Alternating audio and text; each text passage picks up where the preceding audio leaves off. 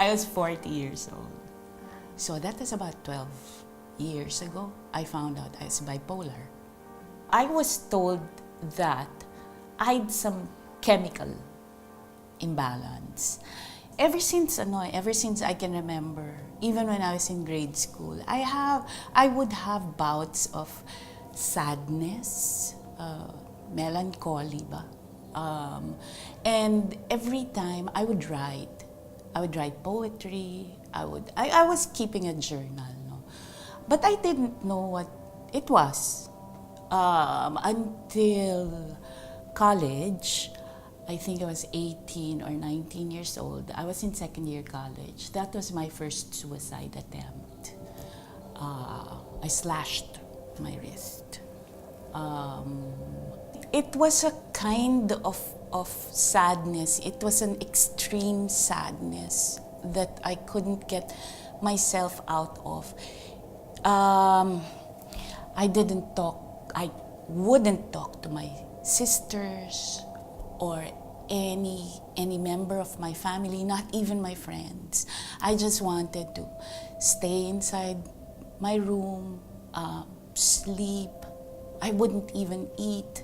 I wanted everything dark. I was just, I felt so small, and it felt like, it was even from the pit of my stomach na dun parang it came from there, and I couldn't even get out of it or get it out of my system.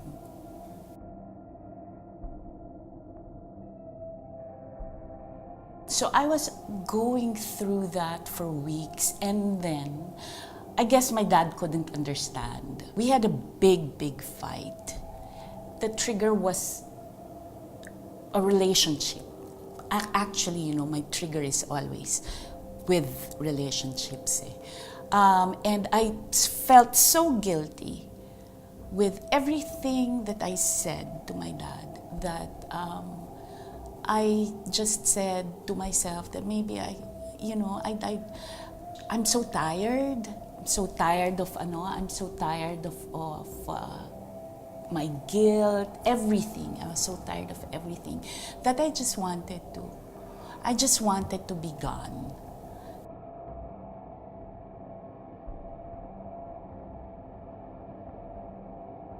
At first it was painful, but then as you go along, wala na, you don't feel the pain, and then you just stare at it, you just keep on doing it until I thought I hit a vein. That was the time that I said, I need help, or else this is going to, it's a cycle. It always happens every so often. Every relationship that fails, yun yung nangyayari sa akin. It affects me so much that I just want to kill myself. They say suicide is selfish, diba? But the fact is, I always say everyone would be better off if I'm not there. They'd mourn, yeah, but only for a while. And then you move on. That's how I think about it. And then I start keeping things to myself. And I start planning. It's always that. You know what you're going to do. You even prepare for it. It's just that you're readying yourself. You ready yourself to kill yourself. And when that time, parang sa akin, when the right time comes, I'm ready. I can do it. It's planned. It's always planned way ahead.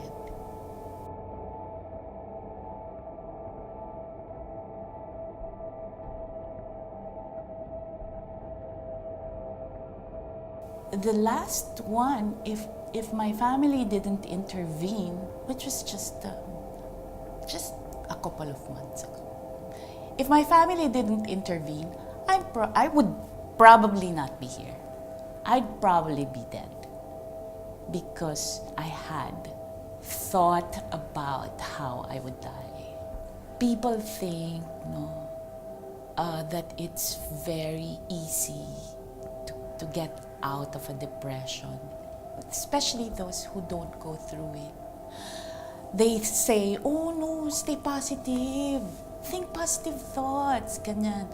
Or, in fact, I think that's why you withdraw, because you know that nobody understands and they will just tell you, don't be depressed. Diba yung ganon, don't feel that way. When the fact is, it's not helping.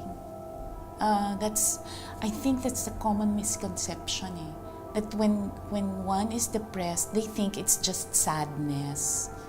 When the fact is, it's not. It's more than that. It's a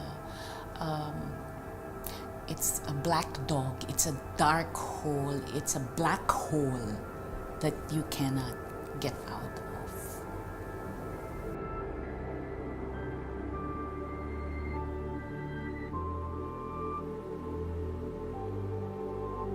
I know of so many people who are bipolar but are not out of the closet. They're in journalism, they're in the advertising industry, they're great creative directors, some are doctors. It's just like having diabetes. You just need to look after yourself, take the meds that you need. Having mental illness is not something to be ashamed of. Being bipolar is not something to be ashamed of. It's even on my CV. I declare that I'm a balancing bipolar. And I have been working straight for 20 plus years. I'm Frances Irene Ralionza Bretanya. I'm a balancing bipolar and I have clinical depression. I chose to fight. I choose not to be afraid. And today, I choose to live.